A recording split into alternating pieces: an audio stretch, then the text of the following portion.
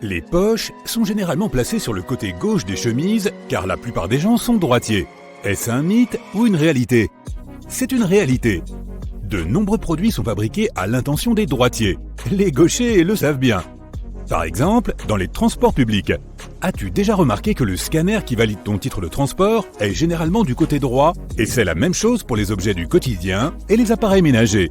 Les ciseaux, les pinces à épiler, les ouvre-bouteilles et de nombreux autres articles du même type sont avant tout conçus pour les droitiers. Il en va donc de même pour les poches de chemise. Bien que certaines personnes utilisent leurs deux mains indifféremment ou changent leurs préférences selon la tâche à accomplir, la grande majorité des gens sont droitiers. Selon une étude, 75 à 90% de la population mondiale serait droitière et 10% seulement gauchère. Cela signifie qu'avoir une poche sur le côté gauche plutôt que sur le côté droit est plus pratique pour la plupart des gens. Fais-en l'expérience toi-même. Tu dois faire un effort pour atteindre ta poche placée sur le côté droit de ta chemise. En revanche, ton geste est tout à fait naturel quand il s'agit de chercher quelque chose dans ta poche de gauche. Manger plus de protéines permet d'avoir des muscles plus gros. Qu'est-ce que tu en dis, cher adepte du culturisme? Mythe ou réalité? C'est un mythe. Il est vrai que manger des protéines est essentiel pour avoir de gros muscles. Les protéines, en effet, sont en quelque sorte les blocs de construction de ton corps. Et pourtant, en manger plus que ce dont tu as besoin est tout à fait inutile. Tout le monde devrait boire 8 verres d'eau par jour. Penses-tu qu'il s'agisse d'un mythe ou d'une réalité? C'est un mythe. Ne te reproche donc pas de boire moins d'eau que ce qui est recommandé. 8 verres, ce n'est pas un chiffre magique. Les besoins en hydratation diffèrent d'une personne à l'autre. La quantité d'eau que tu dois boire chaque jour dépend de ton activité et de tes habitudes physiques. La température de l'endroit où tu vis a également une incidence sur tes besoins. Si tu vis dans une région chaude, tu transpires davantage et tu dois donc boire plus d'eau. La soupe, le café, le thé, les fruits et les autres aliments que tu manges quotidiennement contiennent eux aussi de l'eau. Les carottes sont riches en sucre, tu devrais donc éviter d'en manger. Si c'est vrai, nous devrions prévenir les lapins. Qu'est-ce que tu en penses? Mythe ou réalité? C'est un mythe. Les carottes sont composées d'environ 85% d'eau. Un demi-kilo de carottes cuites ne contient que 3 cuillères à café de sucre. Comparé à la quantité de sucre contenue dans tes desserts préférés, ce n'est rien. En outre, les carottes sont riches en composés phytochimiques et en manger peut aider à réduire la glycémie. Les gens du Moyen-Âge croyaient que la Terre était plate. Est-ce un mythe ou une réalité? De toute évidence, la Terre plate est un mythe, mais l'histoire construite autour de ce mythe l'est aussi. On ne peut pas dire qu'à cette époque, le monde entier doutait de la forme sphérique de la Terre. Il faisait les mêmes observations que nous faisons aujourd'hui. Par exemple, les gens du Moyen-Âge pouvaient voir, tout comme nous, que la lueur du soleil au lever et au coucher forme un arc au-dessus de l'horizon. Les Vikings portaient des casques à cornes. Est-ce un mythe ou une réalité?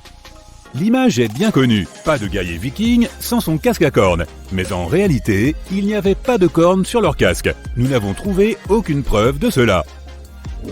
Les jus détox purifient ton corps. Est-ce une réalité ou un mythe? C'est un mythe. Ce qu'on appelle couramment la détox ne fonctionne pas comme ça. Ce sont tes organes internes qui prennent en charge le processus de nettoyage de ton corps. La rate, le foie, les reins, mais surtout le foie. Ton corps se purifie lui-même en permanence de façon naturelle. Personne n'a besoin de boire des jus pour éliminer ces toxines. Les noix sont de la malbouffe. Tu en penses quoi? Mythe ou réalité? Tu as raison, c'est bien un mythe. Les noix sont pleines de graisses saines. Elles sont excellentes pour ton cœur et tes autres organes. Les Américains jettent en moyenne 38 kg de déchets textiles par an et par personne. Est-ce une réalité ou un mythe? Une réalité. Imagine tous ces déchets. Lorsqu'une personne jette ses vêtements, ils ne se volatilisent pas tout simplement. Tous ces articles sont envoyés dans d'immenses décharges. Donner ces vêtements ou les revendre dans des magasins d'occasion est beaucoup plus écologique. Tu as probablement déjà entendu parler de ces astuces de lessive miraculeuses censées rendre tes vêtements super propres et comme neufs. Et si ces astuces de lessive n'étaient que des mythes? En voici 3. Les chemises doivent être boutonnées lorsque tu les mets dans ta machine. Est-ce que c'est vrai? C'est un mythe. Il vaut mieux garder les fermetures éclairs fermées afin d'éviter que leurs dents n'accrochent le tissu de tes autres vêtements. Mais attacher les boutons d'une chemise peut dilater les boutonnières. À long terme, les boutons se mettront à glisser et ta chemise sera bonne à jeter. Laver ses vêtements à l'eau chaude est le moyen le plus efficace de les nettoyer. Est-ce un mythe ou une réalité?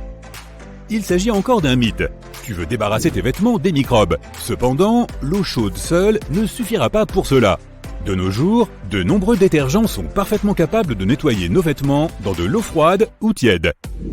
On doit nettoyer les taches sur la face extérieure du tissu. Est-ce vrai? La plupart des gens appliquent de l'eau et du savon directement sur la tache en commençant par la face extérieure du tissu. Mais ce n'est pas la meilleure solution. Il vaut mieux commencer par la face intérieure. La tache peut s'enfoncer plus profondément si tu la traites par l'extérieur. Essaie de faire remonter la tache à la surface plutôt que de la repousser vers l'intérieur. Écouter de la musique est efficace pour apprendre une nouvelle langue. Est-ce un mythe ou une réalité? C'est une réalité. Des scientifiques ont déclaré qu'écouter une chanson et fredonner en même temps peut nous aider à apprendre une langue. De nombreuses personnes ont des difficultés à apprendre les règles de grammaire. Pourtant, dans notre vie quotidienne, nous ne les suivons pas toujours forcément. Les chansons peuvent nous aider à mémoriser des expressions courantes. As-tu déjà eu l'impression d'être observé pour te rendre compte que tu avais parfaitement raison? Ce sentiment, semblable au sixième sens de Spider-Man, s'appelle la détection du regard. Ton cerveau repère très vite si quelqu'un est en train de te regarder fixement. La science explique ce phénomène comme une sorte de mécanisme de défense. Ainsi, un regard direct peut être interprété comme une tentative de domination, ce qui pourrait constituer une menace potentielle. L'homme a développé cette capacité au fil du temps. Curieusement, cela ne fonctionne que lorsque l'autre personne te regarde directement. Si ton regard est décalé de quelques degrés vers la gauche ou vers la droite, ton cerveau ne réagira pas de la sorte. Qu'en est-il de cette envie de revoir sans arrêt tes films préférés ou d'écouter les mêmes chansons en boucle? Tu n'es pas le seul dans ce cas. Cette habitude a des effets positifs sur ta santé mentale, car c'est un comportement apaisant.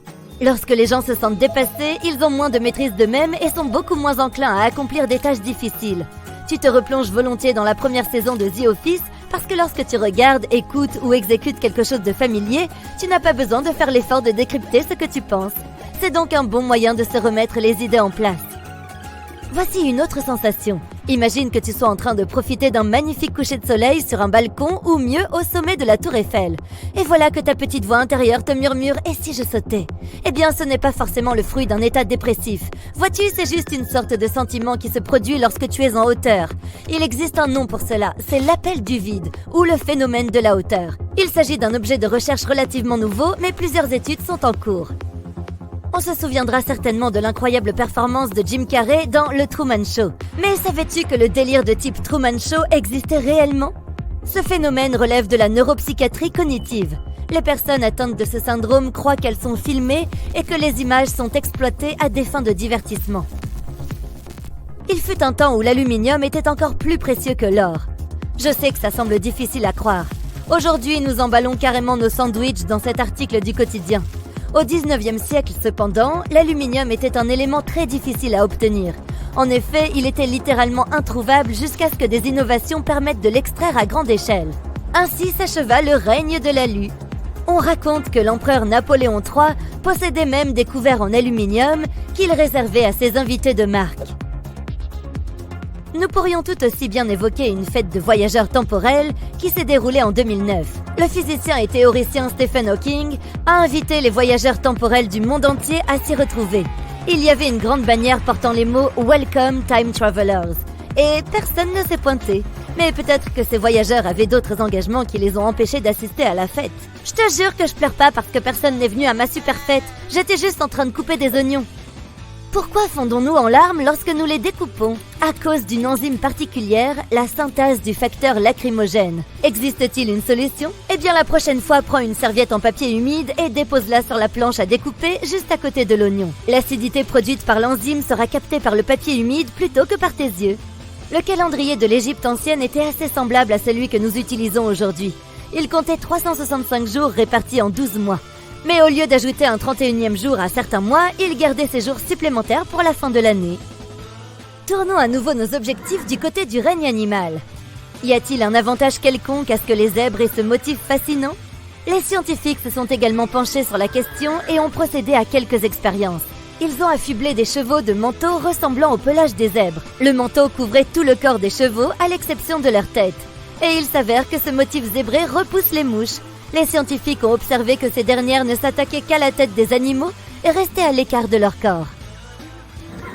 Les fourmis sont connues pour être des créatures travailleuses, même dans les fables de La Fontaine, et cela se reflète dans la vie réelle. Elles peuvent soulever jusqu'à 20 fois leur propre poids. Ces insectes ont également d'autres qualités remarquables. Ainsi, si une fourmi se blesse gravement, elle refusera d'être soignée par ses congénères. La fourmi sait qu'elle ne survivra pas, alors au lieu de gaspiller les ressources de la colonie, elle obligera ses fourmis infirmières à continuer sans elle. Les chameaux peuvent survivre environ 15 jours sans le moindre accès à l'eau. Beaucoup de gens croient qu'ils stockent celle-ci dans leurs bosses. Mais non, ces bosses servent à stocker la nourriture sous forme de graisse. Notamment des pare-soleils. Vérifie si ta voiture est équipée de ce dispositif supplémentaire. Ils sont amovibles pour aider le conducteur même lorsqu'il ne conduit pas directement face à la lumière du soleil. Certains pare-soleils peuvent également s'étirer, ce qui permet d'ombrager une plus grande surface. Si le tien ne le fait pas, il existe une solution simple. Acheter une rallonge de pare-soleil que tu peux même trouver en ligne. Elle se fixe sur les pare-soleils existants ou sur les vitres pour une meilleure couverture et une meilleure visibilité. Il se peut que ta voiture ait une autre fonction cachée. En réalité, celle-ci ne se trouve pas dans la voiture, mais dans ses pneus. De nos jours, certaines voitures sont équipées de pneus remplis de mousse. Ils ont été créés pour résoudre le problème des crevaisons sur les pneus remplis d'air. Les pneus remplis de mousse présentent les mêmes avantages que les pneus gonflés à l'air, mais sans le risque de fuite. Les pneus gonflés à l'air peuvent parfois perdre de l'air avec le temps, même s'ils n'ont pas été endommagés. Dans la plupart des voitures équipées de cette fonction, les pneus ne sont pas entièrement remplis de mousse ou d'air, mais d'un mélange des deux.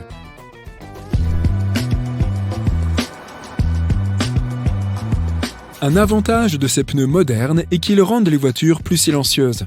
En général, les voitures électriques font moins de bruit, mais grâce à cette mousse, elles sont aussi silencieuses qu'un chat. Certaines personnes apprécient le fait qu'elles soient silencieuses, tandis que d'autres préfèrent le vrombissement classique et rassurant d'un moteur à essence.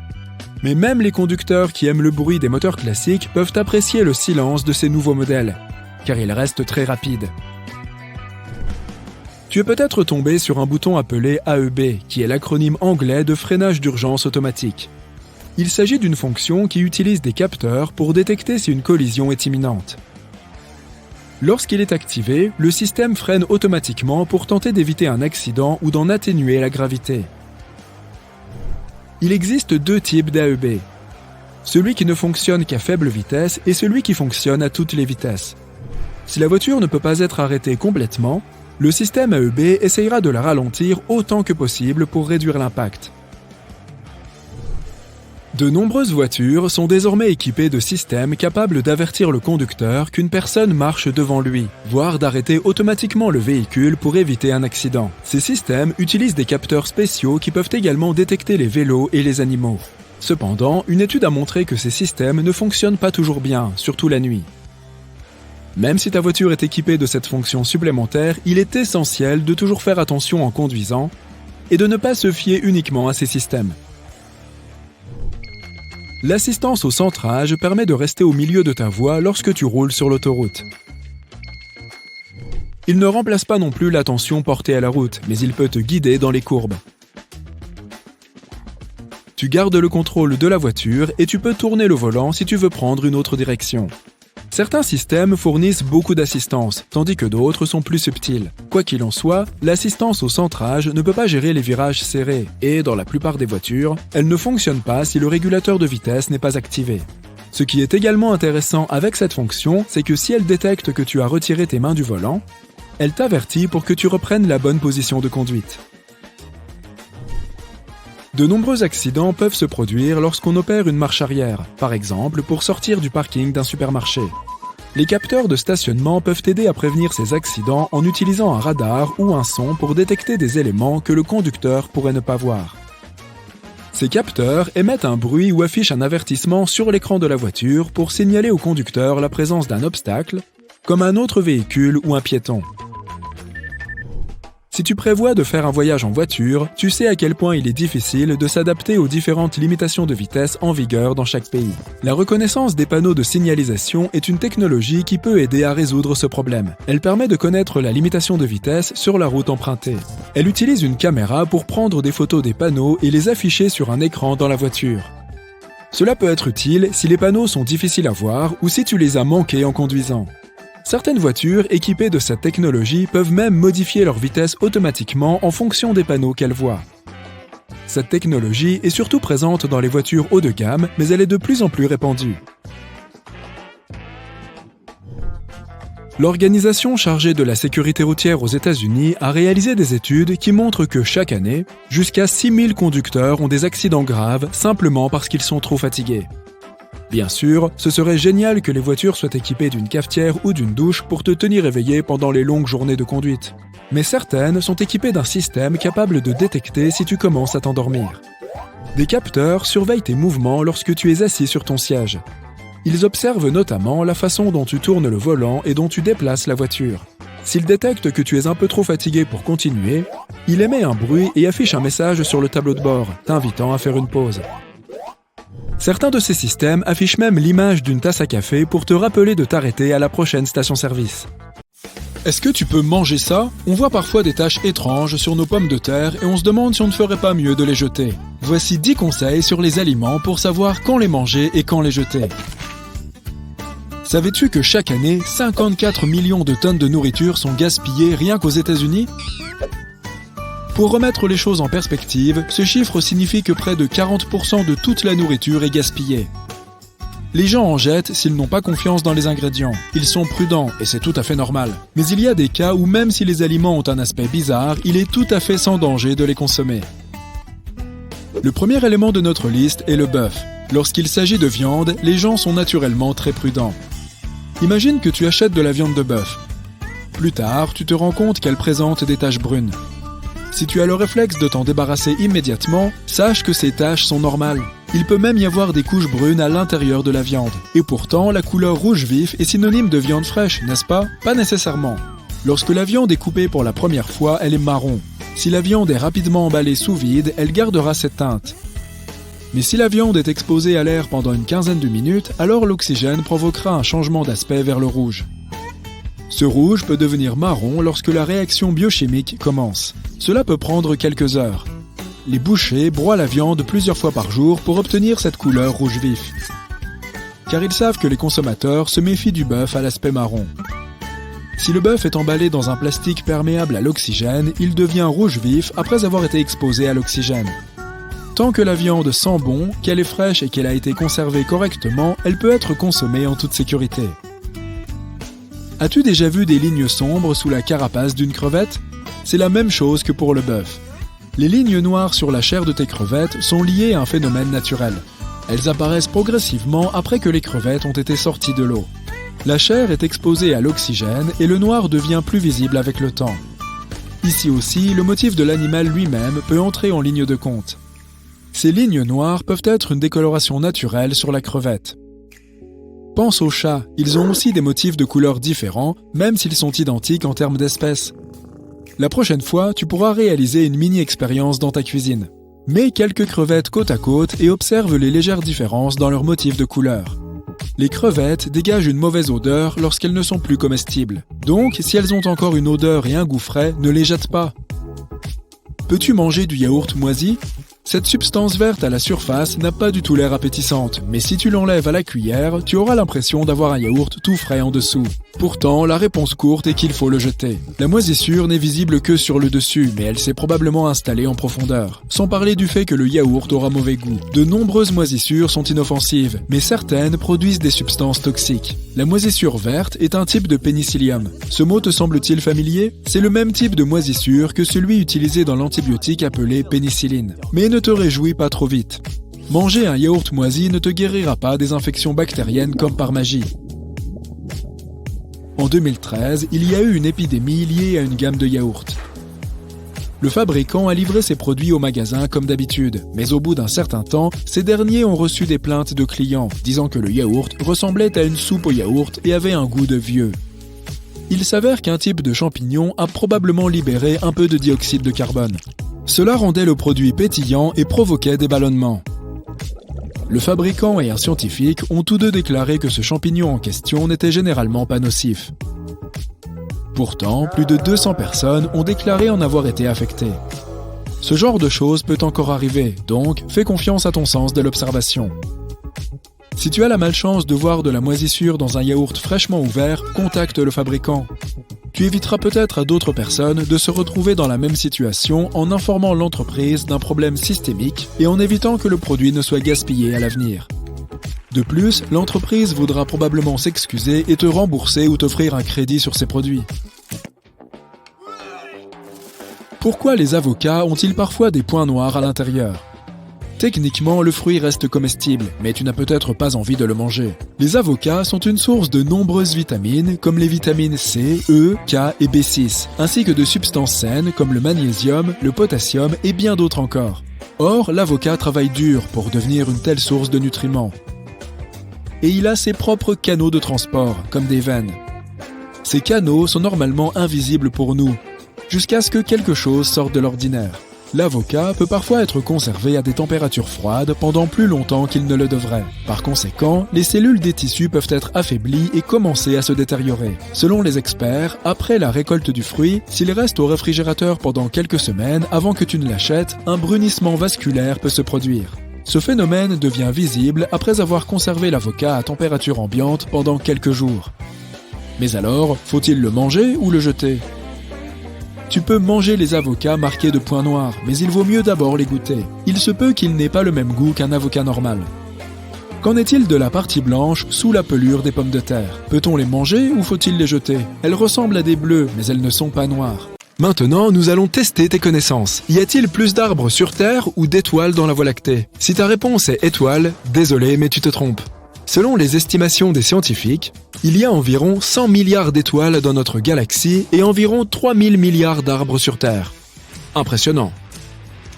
Pluton n'a toujours pas fait une révolution complète autour du Soleil depuis qu'on l'a découverte. Et maintenant, dis-toi qu'on connaît cette planète naine depuis 1930. Il faut environ 248 ans à Pluton pour faire un tour complet de notre étoile commune. Au fait, c'est Mercure la plus rapide. Il ne faut qu'environ 88 jours à cette planète pour faire le tour du Soleil. Quoi qu'il en soit, Pluton achèvera sa première révolution depuis sa découverte en l'an 2178. Quel suspense! Un autre fait amusant sur les planètes. La planète naine Haumea a une forme très particulière. Elle ressemble à une pomme de terre. Elle fait à peu près la même taille que Pluton et possède des anneaux semblables à ceux de Saturne. Si tu veux la trouver un jour, elle est située quelque part au-delà de l'orbite de Neptune. Les nachos n'ont pas été inventés il y a si longtemps que ça au Mexique. Ça fait moins de 100 ans qu'on en mange. Ignacio Anaya, surnommé Nacho, aurait créé ce mets dans les années 1940. Il y a une belle histoire derrière la création des nachos. Une cliente régulière, qui avait très faim ce jour-là, a demandé à Ignacio de lui apporter, à elle et à ses 3 amis, quelque chose d'un peu différent. Voyant à quel point ces dames étaient affamées, il a décidé de leur préparer quelque chose rapidement. Et il a dû improviser et utiliser les ingrédients qu'il avait sous la main. Il a donc mis des tortillas, râpé une grande quantité de fromage dessus et a fait chauffer le tout. Afin de rendre le plat plus savoureux, il a ajouté quelques piments jalapeño. Mamie Finan, la cliente en question, lui a demandé quel était le nom de ce plat inconnu. Ignacio a réfléchi 2 minutes avant de répondre « la spécialité de Nacho ». Les oranges ne sont pas toujours oranges. Quand on les cultive dans les régions subtropicales, où il ne fait pas suffisamment froid, la chlorophylle ne se décompose pas et la peau du fruit reste donc jaune ou verdâtre. Ces oranges sont généralement traitées avec du gaz éthylène afin de leur redonner leur couleur habituelle. Voilà qui orange tout. Bon, je vais maintenant te proposer une petite devinette. Quel est le point commun entre le beurre de cacahuète et une bague de fiançailles ? Les diamants, bien sûr. Des scientifiques ont appris à transformer du beurre de cacahuète en diamant. Ils ont extrait l'oxygène du CO2. Ils ont récupéré le carbone et l'ont soumis à une pression intense. À la fin, ils ont obtenu des diamants. Voilà, tu sais tout. Le poisson globe, qu'on appelle également poisson ballon, est célèbre pour 2 choses. Son incroyable maladresse et sa capacité à se transformer en une espèce de ballon. En se gonflant, ces poissons peuvent survivre dans la nature. Dans cet état, ils sont immangeables. En fait, ils ne sont pas vraiment comestibles même lorsqu'ils sont dégonflés. Leur poison est plus de 1000 fois plus toxique que le cyanure. Ne compte pas sur des antidotes, il n'en existe pas. Peut-être en trouvons-nous un jour. Il n'y a pas que les humains qui peuvent devenir chevaliers. Les manchots le peuvent aussi. Il y en a même un qui vit à Édimbourg, et il a été fait chevalier en 2008. Voici Niels Olaf III. La mascotte est le colonel en chef de la garde royale norvégienne. Tu choses du combien ? Je parie que tes pieds sont plus petits que ceux de la Statue de la Liberté. aucune statue n'a vraiment besoin de chaussures. Mais si celle-ci vous laisse acheter de nouvelles baskets, il lui faudrait trouver du 879. Ce n'est pas surprenant, elle mesure quand même 46 mètres. Ce sont nos muscles qui nous donnent la chair de poule. On appelle ces petits muscles les arrecteurs du poil. Et ils se trouvent à la base de chaque follicule pileux. Chaque fois qu'il fait froid, ils se contractent, ce qui fait que nos poils se dressent, créant par la suite cette chair de poule bien connue des frileux. Tu penses peut-être ne pas être très sportif, mais si tu as déjà repassé tes vêtements dans un endroit et une position peu confortable, tu l'es sans le savoir, en quelque sorte. Le repassage extrême est un sport dans lequel les gens emmènent des planches à repasser dans les endroits les plus inattendus, des forêts par exemple, sur des canoës ou dans les montagnes, pour y repasser leurs vêtements. Certains le font même au sommet de grandes statues de bronze ou sous l'eau. Et oui, il y a même des championnats officiels. Ces gens n'ont-ils donc jamais entendu parler des tissus infroissables ? Les battles de rap ne sont pas aussi récentes qu'on le croit généralement. Dans le Moyen-Âge tardif, il existait des joutes verbales, et ça ressemblait beaucoup à ces batailles célèbres dans le monde du hip-hop. Elles étaient très populaires au XVe et XVIe siècle. Deux adversaires devaient se moquer l'un de l'autre en improvisant leurs répliques. Selon certains cartographes de la langue, nous posséderions des zones différentes pour des goûts différents. Mais c'est faux. Certaines de nos papilles gustatives sont plus sensibles à certains goûts qu'à d'autres. Mais cela ne veut pas dire qu'une zone particulière soit plus sensible au goût sucré qu'une autre. Par exemple, d'après les dernières études, toutes les zones de la langue possèdent des papilles sensibles à tous les goûts. Les caméléons ne changent pas de couleur pour pouvoir s'adapter à leur environnement. Ce serait probablement très fatigant. En réalité, ce sont leur humeur, la température ou l'intensité de la lumière qui influencent ce phénomène. Lorsque les caméléons se détendent et étirent leurs cellules, les cristaux à l'intérieur de celles-ci sont affectés par la lumière. Ces reptiles utilisent ces cristaux pour communiquer entre eux, donc, par exemple, les teintes plus sombres montrent qu'ils ne sont pas de très bonne humeur. Ils sont même plutôt grognons. Méfie-toi du caméléon grincheux. Les dindes peuvent rougir, tout comme les gens. Ça marche de la même façon. Elles rougissent quand elles sont en colère, excitées ou quand elles se sentent mal. La peau de leur cou et de leur tête devient toute rouge. Les opossums ne dorment pas vraiment en se suspendant par la queue. C'est courant dans les dessins animés et sur certaines photos, mais ce n'est pas une réalité. Leurs queues sont très fortes, ce qui permet à ces animaux de s'accrocher aux branches et d'y rester suspendus, mais seulement pendant de courtes périodes. Et les adultes sont trop lourds pour rester dans cette position pendant très longtemps. Ce ne serait donc pas très reposant pour eux s'ils tentaient de dormir comme ça. Se suspendre par la queue toute la nuit est même le summum de l'impossible, l'impossible pour ainsi dire. Certaines entreprises modernes sont capables de produire jusqu'à 3 millions de ces bonbons par jour. Et ce chiffre ne cesse d'augmenter. La plus grande sucette jamais créée remonte à 2012, lorsqu'un fabricant de bonbons californien en a fabriqué une impressionnante au goût de chocolat. Elle pesait plus de 3175 kilos. Si l'on prend également en compte le bâton, cette énorme sucette mesurait plus de 3 mètres. L'une des marques de sucettes les plus célèbres au monde est Chupa Chups. Savais-tu que le logo de cette marque a un nom très célèbre derrière lui ? C'est celui de Salvador Dali lui-même, le célèbre artiste surréaliste. La société l'a contacté en 1969 pour concevoir son logo. Et il a créé le design distinctif que nous connaissons et adorons tous avec le nom Chupa Chups, intégré dans une forme de marguerite aux couleurs vives. Le célèbre peintre a aussi eu l'idée que le logo devait être placé sur le dessus du bonbon plutôt que sur le côté. Pourquoi ? Pour que tu puisses toujours le voir parfaitement, sans aucun dépli qui accompagne souvent les emballages de bonbons. Ingénieux, non ? De plus, cette marque a su se distinguer en s'exportant dans les endroits les plus insolites. L'histoire veut qu'une Chupa Chups ait ainsi été la première sucette à être mangée dans l'espace. C'était en 1995, lorsqu'un astronaute a emporté une Chupa Chups dans la station spatiale, ce qui en faisait officiellement la première sucette à être consommée dans un environnement en apesanteur. Je me demande si elle avait un goût différent. Il y a aussi un Chupa Chups sous la mer, mais ce n'est pas vraiment ce que tu penses. Ce n'est pas la chose la plus facile au monde de déguster une sucette sous l'eau, n'est-ce pas ? Mais alors qu'ils avançaient dans une expédition dans la mer de Weddell, dans l'océan Antarctique en 2000, un groupe de scientifiques est tombé sur une éponge de mer à l'aspect étrange. Elle avait une tête ronde et ressemblait étonnamment à une sucette. On lui a évidemment donné un nom approprié. La version courte était S. Chupa Chups. Si tu cherches un jour des photos de ces créatures, elles ressemblent à des sucettes sous-marines éparpillées au fond de la mer. Puisque nous parlons de forme, tu t'es déjà demandé pourquoi les bâtons de sucette ont ce trou carré dans le plastique? C'est en fait lié au processus de fabrication. Lors de la fabrication, le bonbon est fondu dans le bâton. Cela permet de s'assurer que la tête de la sucette reste fermement attachée à son bâton respectif, afin qu'elle ne se détache pas et finisse par tomber. Oh, quel dommage!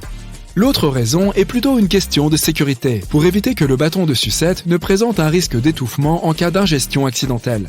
Comme il laisse passer l'air, il reste un peu de place pour respirer s'il reste coincé quelque part. Mais ne parlons pas de malheur. De nos jours, la société Tootsie Roll est devenue le plus grand fabricant de sucettes. Elle fabrique plus de 16 millions de bonbons chaque jour. Quant aux sucettes Doom Doom, elles tiennent leur nom de leur inventeur. Il voulait un nom facile à prononcer et à retenir par la nouvelle génération, la principale cible du produit. Que penses-tu de la saveur mystérieuse des Doom Doom? Est-elle vraiment si mystérieuse? Non, c'est en fait une recette assez simple. Il la fabrique lorsqu'un lot d'arômes s'épuise et que le suivant commence. De sorte que l'arôme résulte de la combinaison au hasard de deux goûts différents, quels qu'ils soient. Mais quel est le rapport entre le célèbre écrivain Charles Dickens et la sucette? Eh bien, il se trouve que dans le monde moderne, ce nom est apparu pour la première fois dans l'un de ses romans. C'était dans les années 1800. Les sucettes ne servent pas juste à se faire du bien avec du sucre. Certaines d'entre elles sont aussi utilisées pour soigner les gens. Elles sont particulièrement pratiques pour les jeunes qui ont du mal à supporter les produits classiques. Mais certaines de ces sucettes sont strictement réservées aux adultes. Si tu es un grand fan de cette friandise, tu peux te préparer à une belle fête le 20 juillet de chaque année. C'est à cette date que les Américains célèbrent la journée nationale des sucettes. Il est courant que les gens s'offrent des sucettes pendant cette journée. Certains magasins lancent aussi des lignes uniques pour cette occasion et exposent leurs meilleurs produits. La sucette est également associée à quelques records mondiaux. Par exemple, la plus longue chaîne de personnes léchant des sucettes, qui a rassemblé 12 831 individus. L'événement a été organisé à Valladolid, en Espagne, en septembre 2008. Et pour ceux qui recherchent quelque chose de plus sophistiqué, il faut savoir que la sucette la plus chère du monde coûte plus de 10 000 $. Il ne s'agit pas d'une seule sucette en soi, mais d'une chaise fabriquée avec 27 kg de sucre glace. Nous n'avons littéralement aucune idée du nombre de sucettes que le monde consomme chaque jour au total. En revanche, nous savons quels sont les pays qui comptent le plus de fans, à savoir l'Allemagne, l'Irlande, la Suisse, l'Autriche et le Royaume-Uni. Il y a deux raisons pour lesquelles les bouteilles en plastique ont des stries. Premièrement, si tu bois de l'eau et qu'il fait chaud dehors, tu verras qu'il y a beaucoup de condensation sur ta bouteille. Ou alors si tu fais du sport ou de la musculation. Tes mains sont moites et si la bouteille avait une surface lisse, il serait plus difficile de la saisir. Les stries sont donc là pour améliorer ta prise en main. La deuxième raison est que grâce à ces stries, les fabricants peuvent utiliser un plastique plus fin. Cela signifie qu'ils ont besoin de moins de matériaux dans la production totale. Et ce plastique reste suffisamment ferme pour que la bouteille conserve sa forme. Les porte-manteaux en bois ne sont pas seulement là pour être beaux. Comme ils sont fabriqués en bois de cèdre, ils apportent un parfum agréable à ton placard. De plus, ils repoussent les insectes. Ils sont aussi super durs, ce qui est pratique pour les vêtements lourds comme les vestes. Et comme il est difficile de les abîmer, ils te serviront plus longtemps. Tu as peut-être remarqué qu'il y a un carré de couleur au bas de ton dentifrice. Ces blocs se présentent généralement en bleu, rouge, vert et noir. Ce sont des sortes de repères, car ils aident les machines de la chaîne de montage à reconnaître où et quand couper le dentifrice et sceller l'extrémité du tube. Certaines bottes ont des boucles sur le dessus et à l'arrière. Cela peut sembler être un effet de mode, n'est-ce pas? Ou peut-être est-ce quelque chose que les fabricants ajoutent pour le plaisir. Mais ces boucles ont en fait leur utilité. Elles te permettent de tirer la chaussure lorsque tu essaies de l'enfiler. De plus, tu peux facilement les accrocher ou utiliser la boucle pour mieux maintenir les lacets. L'heure des confessions. Tu te souviens des accessoires fournis avec ton aspirateur? Tu les as aussi mis de côté et tu ne les as plus jamais utilisés? Ils sont en fait très utiles lorsque tu nettoies la maison, car tu peux les utiliser dans des zones particulières qui sont parfois difficiles à atteindre avec l'accessoire normal. Nous savons tous à quoi sert un économe. Mais en plus d'éplucher la peau des carottes ou des pommes de terre, tu peux aussi l'utiliser pour les oignons. C'est peut-être plus rapide que de le faire avec le couteau et ça t'épargnera quelques larmes. Certains pulls ont quelque chose d'assez particulier au niveau du cou. Une couture en forme de V, que tu peux voir au milieu du col.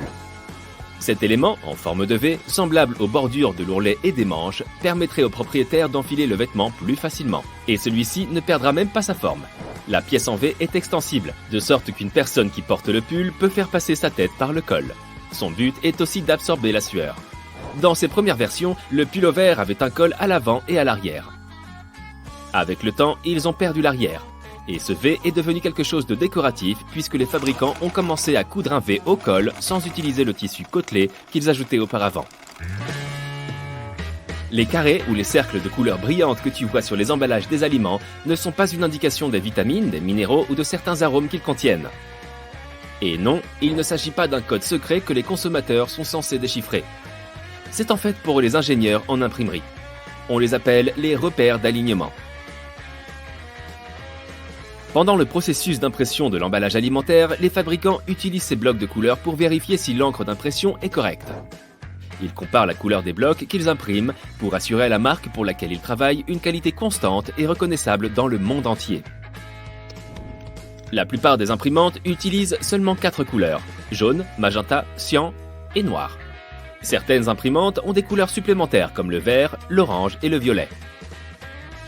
C'est pourquoi tu vois parfois plusieurs cercles sur certains emballages. Ils testent chaque couleur d'encre. Les marges dans les cahiers. Elles ne sont pas là comme une sorte de guide pour prendre des notes et écrire. Quelqu'un a imaginé une solution potentielle censée protéger les travaux écrits contre, les rats. Autrefois, ils étaient des petits habitants assez communs dans les maisons des gens. Ils sont connus pour leur régime alimentaire qui comprend pratiquement tout, y compris le papier donc. Les gens ont donc commencé à ajouter de larges marges comme amuse-gueule, ce qui était censé rassasier les rats. Ainsi, ils ne pourraient pas atteindre le plat principal, les pages écrites. Les costumes ont une boutonnière près de l'encoche du revers. Les fabricants la cousent pour que tu ne puisses pas l'ouvrir sans abîmer ton costume. Et quand tu la compares à l'autre revers, tu vois que celui-ci est complètement lisse, sans aucune trace. Tu ne trouveras pas une boutonnière aussi peu marquée uniquement sur une veste de costume. Les chemises sportswear, les cabans et autres vêtements en sont également pourvus. Et cela lié à l'histoire du revers. Les premiers revers sont apparus au début du 19e siècle. Auparavant, les hommes portaient principalement des blouses avec des cols hauts. Ils les boutonnaient jusqu'en haut. Pendant les journées chaudes, ils relâchaient la position des boutons, baissaient les cols et laissaient le bouton supérieur défait. C'était une façon de soulager la chaleur et en plus, leur revers replié était symétrique au niveau de la poitrine. Et aujourd'hui, nous identifions cela comme un revers. Les gens ont cessé d'utiliser cette boutonnière après l'apparition du revers, sauf pour certaines occasions formelles, comme par exemple quand on voulait y mettre une fleur. C'est pourquoi les couturiers l'ont laissé comme un élément de mode. Parlons un peu des sachets de thé. Il est assez facile de deviner à quoi ils servent, mais ils peuvent aussi être utiles si tu as les pieds qui sentent mauvais après une longue journée dans tes chaussures. Il suffit de placer des sachets de thé neufs, bien sûr, dans tes chaussures pendant la nuit. Au moment où tu te réveilleras, les sachets de thé auront absorbé toutes les odeurs indésirables. Toutefois, n'oublie pas de les jeter ensuite, tu ne veux pas siroter un thé avec une odeur bizarre, n'est-ce pas? Les pince-notes peuvent aussi avoir un usage supplémentaire, tu peux pincer ton argent pour le garder ensemble. Il en va de même pour les trombones. Si ton bracelet préféré se casse et que tu cherches un moyen de le faire tenir, un trombone peut te servir. Il suffit d'en accrocher un à chaque extrémité du bracelet, de le tordre fermement, et voilà, il est prêt à servir.